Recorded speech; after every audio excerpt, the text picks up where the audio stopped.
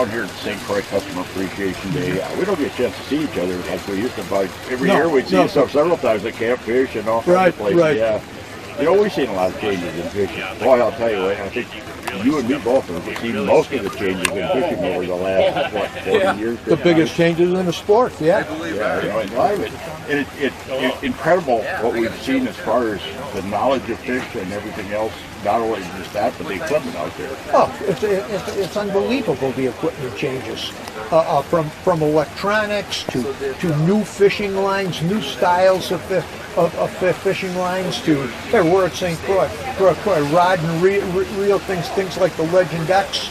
Today, a rod like the Legend X, which, I mean, you don't even know you got a rod in your hand. It's like a feather. Yeah, you know, and now you got Dio comes up with the LT series, which stays super tough, lighter than ever.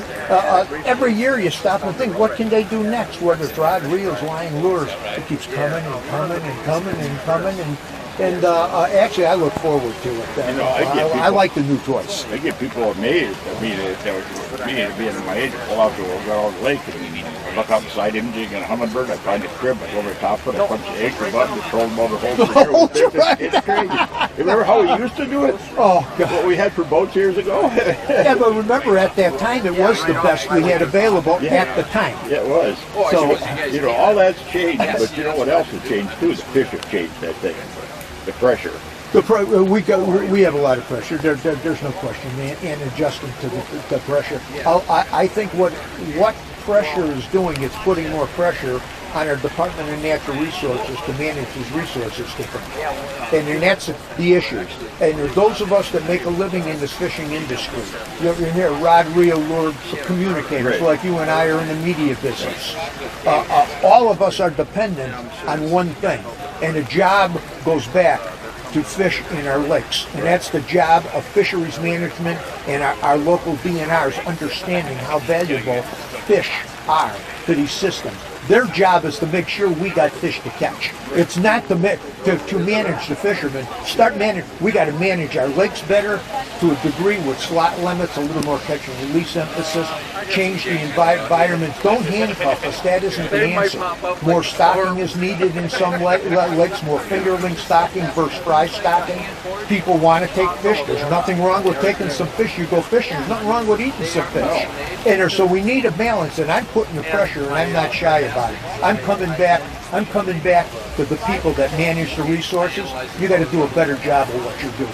You've been doing it for years, and I've been doing it for years. And actually, in Wisconsin, I don't know what's going on in Minnesota, but Wisconsin now they are listening to it. We're seeing extended growth stocking. We're seeing slot limits on the fish, and all that stuff should have happened 40 years ago before we started to have a failure.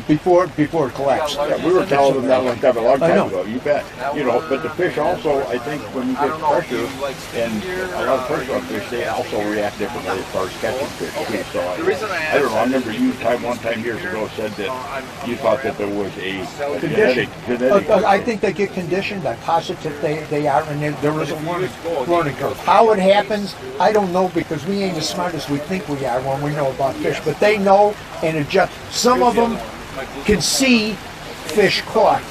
Their buddies out of the school caught on certain kinds of baits over a period of time in colors, and they are never caught on that. They just learn genetically to avoid that kind of stuff. And research has proven that to hold true on a lot of different kinds of fish. Personally, I believe it happens in all fish, and there's different degrees. But now you're starting to see scientists say, yeah, there's something. Well, even the biologists start to tell me now something you mentioned to me years ago is that there was a genetic factor. You had aggressive fish and less aggressive fish. And we're weeding out the aggressive. We can do exactly. Yeah. So we get better with equipment, and the fish get better with. They're smarter. They're a little bit smarter, but it's still good, John. Yeah. We still got that. But like that young man you were just talking to me the other day, he caught 3 muskies in what, 15, 20 minutes? Yeah. And I mean, that's amazing. What can we do to get more people involved in outdoors, and not just get out there and get them out fishing, but get involved in managing and trying to help them manage our resources? I'll tell you, John, in all our whole life, we're the tail end of the generation. Right. We did our job, and we've got a new recruitment, these younger kids coming in. I have not seen a movement like this high school fishing high school fishing team movement at the high school Yeah, level. right. This is moving the needle in a positive way like I've never seen in this sport before, because the kids are learning every element of the things that we talked about. They're learning at a right age. The parents are supporting it. It didn't happen at the college level. When it got to the high school level, it did. We're getting parents that the young child is showing an interest in fishing. The parent might have fished 10 years ago and hasn't fished well. Now they're buying a license because their son or grandpa is seeing a grandson get interested. There's a whole new spike, a level of excitement at this high school fishing level.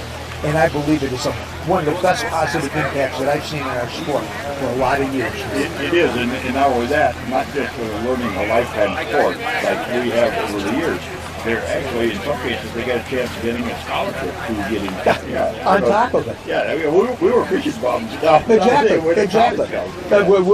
We were fishing to support a lifestyle. We didn't care, and it was a tough rodeo at a lot of times. But it was still fun. That was the life we chose to live. Yeah, and people, I guess I encourage people to get out there and enjoy the outdoors, because there's nothing better than being out there, especially if you got family, pick your kids out, get them involved in that stuff. And it's a lifetime sport. That's the other thing.